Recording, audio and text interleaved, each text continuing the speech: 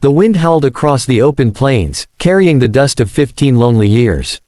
Silas Harper stood at the edge of his land, hat low over his brow, watching the horizon fade into golden smoke.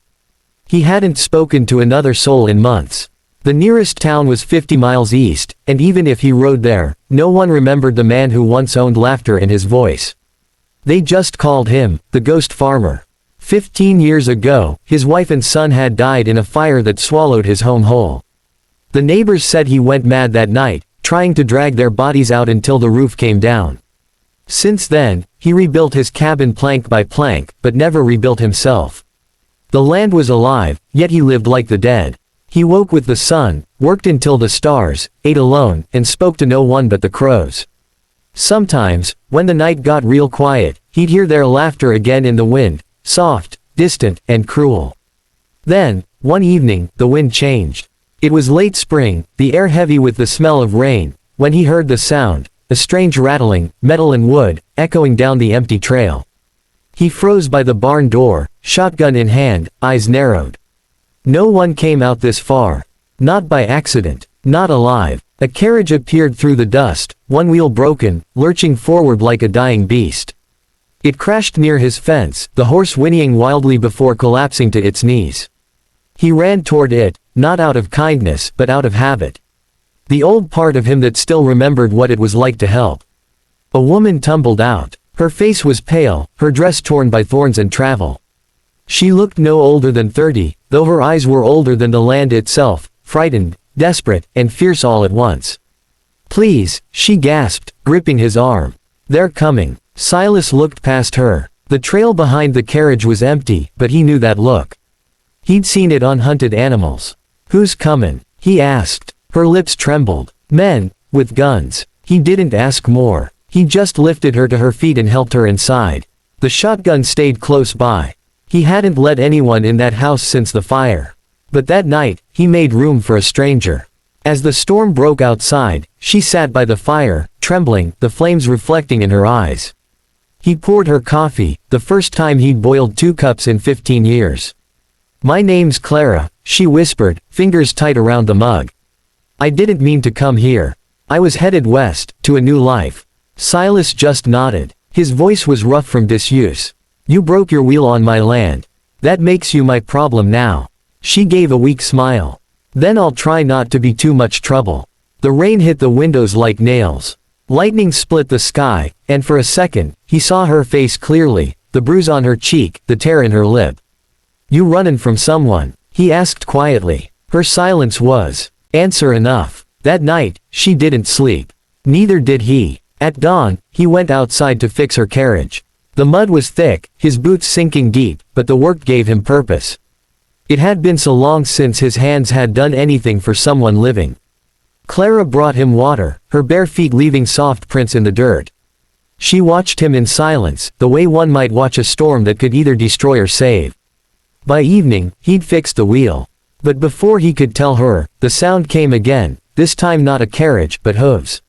Fast. Multiple. She turned white. "They found me." He grabbed his shotgun, jaw set.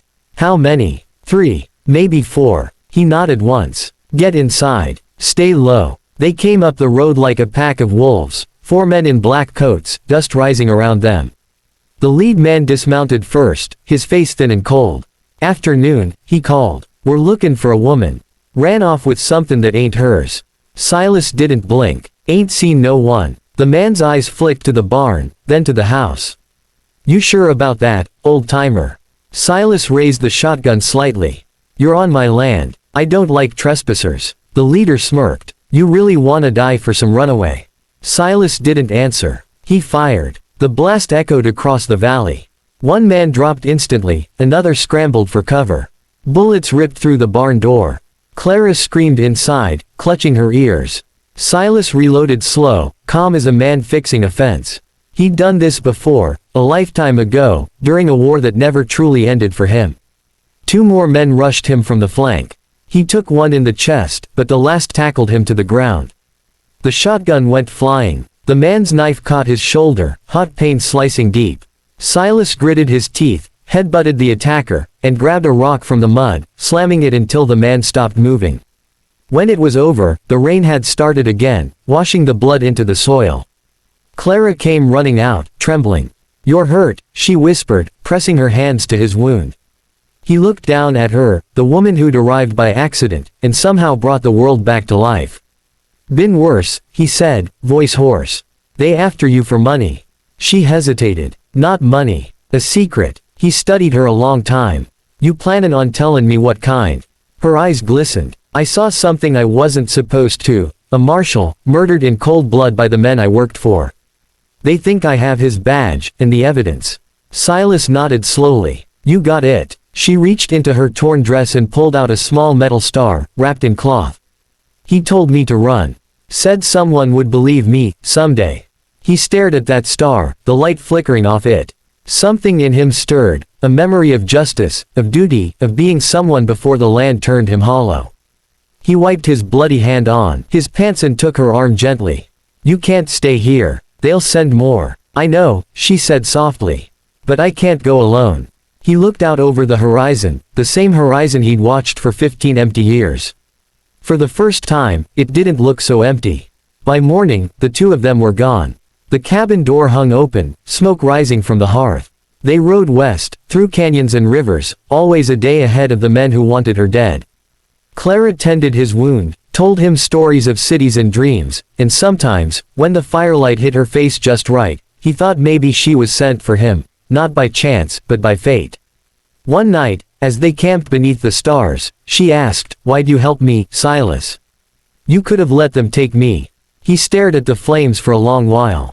15 years ago, I stopped savin' people. Guess I forgot how. But when I saw you, something in me remembered." She reached out, touching his scarred hand. "Then maybe I was meant to remind you."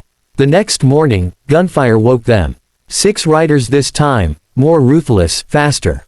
Silas shoved her behind a boulder, raised his rifle, and took aim. "Stay down," he ordered. She refused. "Not without you." Bullets tore through the rocks. One grazed her arm, another shattered his rifle stock. They were outnumbered, pinned down, doomed. But Clara reached into her bag, pulled out the marshal's badge, and held it high. The riders slowed, confused, startled. For just a second, they hesitated. Silas used that moment. He charged forward, gun blazing. The first man fell, the second spun off his horse. Then another shot cracked the air, and Silas dropped. Clara screamed, catching him as he fell. His blood spread across her hands, hot and bright against the dust. "Don't you die," she whispered, tears streaking her face. "Not after you saved me." He smiled faintly, voice fading. "Guess 15 years alone was enough. Time someone else took care of the land." He pressed the badge into her palm. "You tell them what happened here, tell them a lonely farmer remembered how to live." When the lawman found her days later, she was standing over 3 dead men and one grave marked with a rough wooden cross. She gave them the badge, told them everything. Years passed, and travelers spoke of a woman who bought a little farm out west, one with a single grave by the porch and a windmill that never stopped turning. They said she kept it alive for a man who saved her by accident, and by doing so, saved himself. And when the wind blew across the plains, you could still hear it, the echo of 2 voices, laughing together, after 15 long years of silence.